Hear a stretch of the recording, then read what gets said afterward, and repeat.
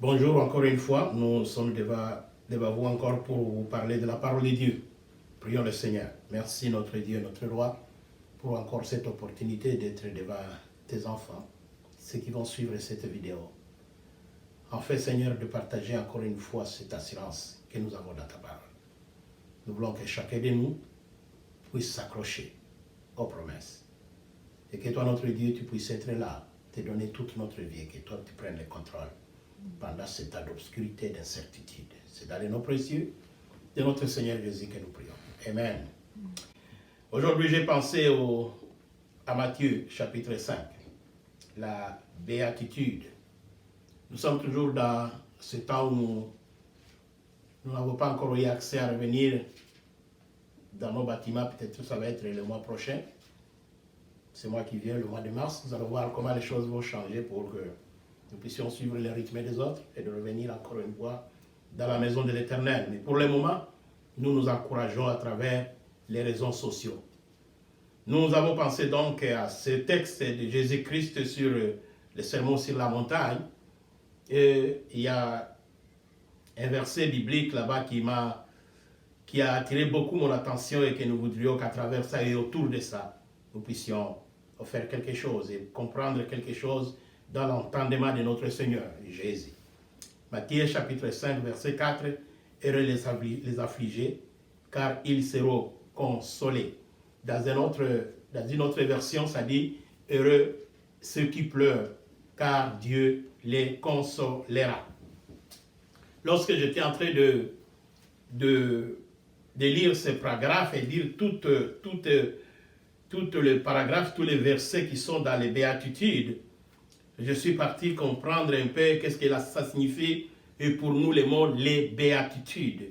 Pourquoi l'auteur de ce livre a intitulé cet enseignement de Jésus-Christ une béatitude.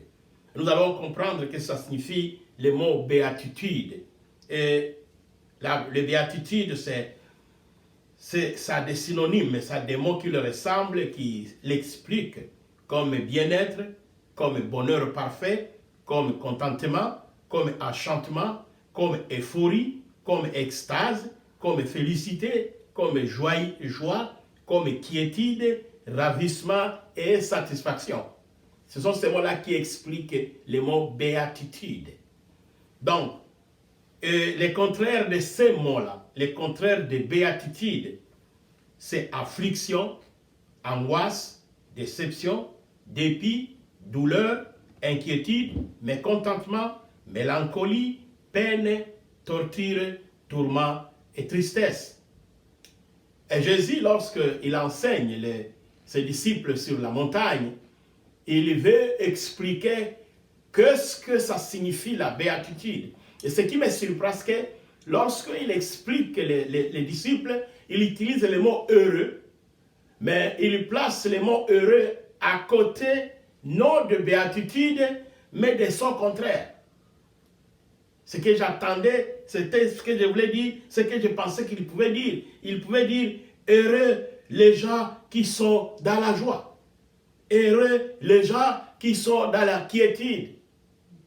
Donc, puisque ce sont les gens joyeux, ce sont les gens qui sont heureux. Mais au lieu de dire heureux les gens qui sont dans la quiétude, sont heureux les gens qui sont dans le bonheur, Jésus a utilisé le contraire. Il a plutôt dit, le contraire, c'est qui ne peut pas être compris par l'homme, par l'intelligence de l'homme. Car quelqu'un est en train de pleurer, et c'est lui qui vient le consoler, lui dit, tu es heureux en pleurant. Sois heureux quand tu pleures. Comme tu es en train de pleurer, tu es heureux. Je ne pense pas que celui qui est en train de pleurer vraiment peut prendre ça comme une bonne consolation. Il va dire que la personne est en train de se moquer de lui. C'est ce que Jésus est en train de dire. Heureux ceux qui sont en train de pleurer. Dieu les consolera. Donc lui, il nous dit que lorsque nous sommes dans les afflictions, nous sommes heureux. Puisque les afflictions nous conduisent dans l'accomplissement du plan merveilleux de Dieu pour nous. Il considère que les afflictions, les angoisses, les déceptions de la vie sont des portes qui nous conduisent vers la main de l'Éternel dans l'accomplissement de ses promesses. C'est pourquoi Jésus, lui, n'est pas inquiété, il n'est pas tourmenté lorsqu'il ne peut pas même pas se corriger lorsqu'il parle de ceux qui sont déçus comme des personnes heureuses. Puisqu'il sait ce qu'un homme peut avoir comme résultat dans la déception. Il y a un exemple que j'ai lu d'une fillette qui était dans une école, dans un lycée, et où ses parents, dans le lycée, on avait fait un programme de levée de fonds de chaque année. Et puis, on a donné un nom à ce programme-là, à cette activité. On a appelé ça la danse père et sa fille. La danse père et sa fille. Alors, chaque année, on faisait la danse père et sa fille. Et l'année-là, la première année de cette fille-là au lycée, elle a fait la danse avec son père. Mais au courant de l'année, son père est tombé malade et il était mort. Mais avant de mourir, il avait pris soin de s'occuper de son enfant pour le reste de la vie, pour le reste des danses, pendant qu'il ne sera plus là. Alors il est parti voir la direction de l'école et il a tout arrangé. Il a payé tous les billets et sa mère a préparé toutes les bonnes robes de fêtes, de danses, et ils ont donné ça à leur oncle, à l'oncle de la fille. Ils ont dit, pendant que cet événement viendra, nous voulons que tu prennes notre place et que tu viennes devant la fille pour jouer notre rôle. Voilà, tout nous l'avons déjà prévu pour toi, pour elle. Et la fille ne savait pas. Le jour de la danse des pères et sa fille, la fille était dans sa chambre en train de pleurer toute la nuit, puisqu'elle ne savait pas. Elle savait réellement que la danse ne lui appartenait plus, puisqu'elle n'avait pas un père. Et ça appartenait aux personnes qui ont leur père. Et le matin, quand elle se lève, elle a déjà coulé toute une rivière de larmes. Le matin, quand elle se lève pour ouvrir la porte dans la déception, dans l'angoisse, et quand elle ouvre la porte, son oncle était à la porte. Bien habillé comme son papa s'habillait. Et il avait tous les billets à main. Et il a dit à la fille, viens, ton papa a tout prévu. Jésus dit, heureux ceux qui pleurent, parce qu'ils seront consolés. Il a déjà tout prévu, pendant que nous sommes en train de pleurer. Le psaume 30 là, j'aime beaucoup ce psaume-là, le psaume 30, si nous pouvons le chercher, nous allons le lire. Le psaume 30 dit une bonne chose. Au verset 6, c'est dans sa partie B, il dit, le soir arrive le pleur, et le matin, la joie. Jésus, c'est comme ça qu'il est. Il dit, pleurez la nuit, il n'y a pas de problème. Pleurez dans vos moments difficiles, il n'y a pas de problème. Mais le matin, le soleil va encore se lever dans ta vie et dans ma vie.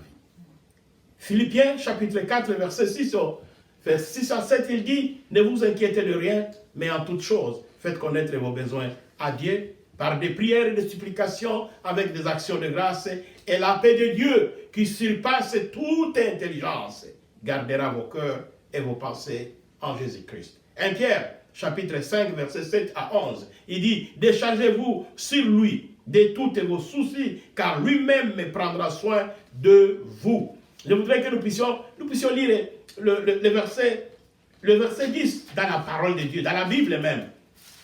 Parce que je suis très, très ému quand je vois comment les enfants de Dieu comprennent l'action de Dieu dans notre vie. Au verset 10, il dit, le Dieu de toute grâce qui vous a appelé en Jésus-Christ et sa gloire éternelle, après que vous auriez souffert un peu de temps, vous perfectionnera lui-même, vous affermira, vous fortifiera lui-même, vous rendra inébranlable. C'est ça, c'est entre Dieu. C'est pourquoi Jésus, dans les béatitudes, il nous dit, oh, soyez toujours dans l'allégresse, soyez encore dans l'angoisse aujourd'hui. Mais demain le matin, vous serez heureux, vous serez consolés. Et aujourd'hui, nous passons à travers des moments très, très difficiles, des moments incertains. Mais le matin, la joie, le matin, le contentement, le bonheur parfait est à la porte. Et le Seigneur nous dit, je passerai à travers ça avec vous. Puisque je sais ce que j'ai déjà prévu. À la porte, je vous attends pour une consolation. Que le Seigneur vous bénisse. Sachez que la nuit, quelle que soit sa durée, elle finit par se déplacer au lever du soleil. Et nous allons être joyeux, nous allons être contents. Nous allons voir encore une fois la victoire de l'Éternel sur tous ces géants. Encore une fois, je vous recommande, accrochez-vous aux bénédictions, accrochez-vous aux promesses de l'Éternel. Amen. Petit pas.